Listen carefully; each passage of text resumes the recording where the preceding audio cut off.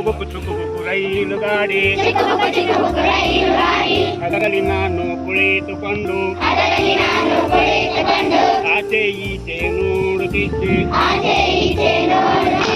ಬಾದಾಮಿ ಬನ್ಶಂಕೈ ಹೊಳೆ ಪಟುಕಲ್, ಬಾದಾಮಿ ಬನ್ಶಂಕೈ ಹೊಳೆ ಪಟುಕಲ್,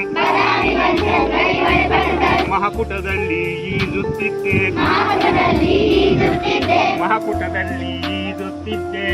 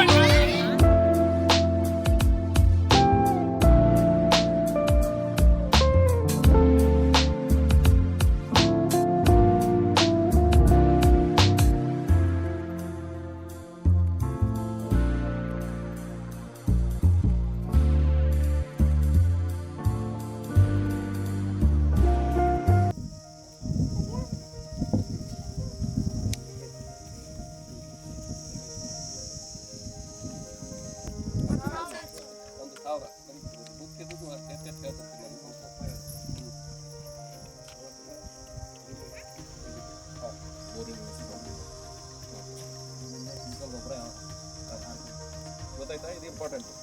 ಅವ್ರು ಹೇಳಿದಾಗ ಕೆಮಿಕಲ್ ಈಗ ನಾವು ರಾಸಾಯನಿಕ ಗೊಬ್ಬರ ಹಾಕ್ತೀವಲ್ಲ, DAP, ಯೂರಿಯಾ, ಸಾವಯವ ಗೊಬ್ಬರ ಅಂದ್ರೆ ಗೊತ್ತೈತೆ? ಏನು ಸಾವಯವ ಗೊಬ್ಬರ ಅಂದ್ರೆ ಸಗಣಿ ಗೊಬ್ಬರ.